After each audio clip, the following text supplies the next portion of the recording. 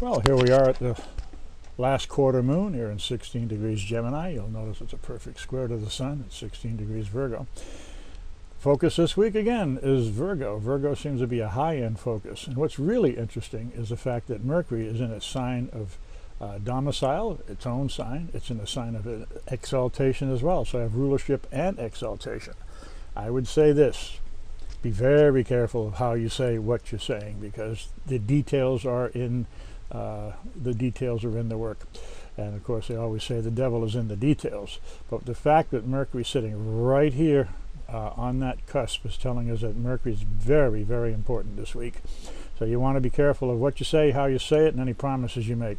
This seems to be a regular theme that's occurring for the last couple of weeks, if you've noticed. What's interesting here with all that energy going on is also Jupiter and the moon are conjoined up here. And that's going to give us a little bit of idea to start working with. Notice that the moon rules the 11th house, which is our hopes, our wishes, our desires, and safe haven. And if we take this on the political role, notice that we have the concepts of our state leader right now in the sign of Gemini. That would represent Barack Obama, and with the part of fortune sitting here and looking at a very powerful Mercury down here in the first house would certainly give him a strong indication that this man's going to take the polls before too long. Romney, on the other hand, ruled by the 7th house or the 4th house. Either way, it's going to come out with Jupiter. Although he's in the limelight right now, notice it's in his complete detriment. So it's not a good thing. I have a feeling that Romney missed his call at the GOP Convention Center for the very fact that he didn't give us an ideal, he just gave us his biography.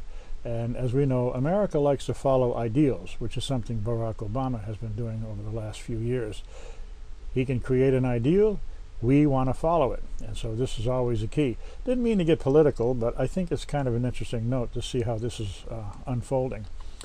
The signs are mutable, so anything is liable to change. Notice we have Gemini, but that strong Mercury keeps those two mutable situations really in focus. Pisces in mutable 7th and Sagittarius mutable 4th. Not too strong, not a little wishy-washy in a way with that. Mars in Scorpio is really begging for the down to the bottom line. Those of you who are in the sign of Scorpio, you have to march to a straight tune and beyond your best behavior. That's what this would ask for you to do. Of course, that's squaring the Leo, Aquarius, and opposing the Taurus nature. So those are the three signs that would be seeing repercussions of some kind by this transit of Mars going through, especially if you have something at 10 degrees, either Leo, Taurus, or Aquarius. So all of these notions are sitting here looking at us, but the very strong focus is all about the science of things. I wouldn't be surprised if some new scientific breakthrough doesn't make the news during this week. That Mercury out front like that in the science sign of Virgo certainly is telling us a lot about all about the material that's coming in and the reproductions of stuff coming out of that area. Very powerful, very good for Virgo personalities right now, especially if you have the sign 11 degrees. 12 degrees Virgo is the sign of the astrologers from the ancients.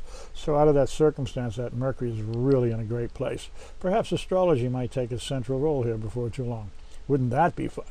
Anyway, that's the quarter moon, the last quarter moon.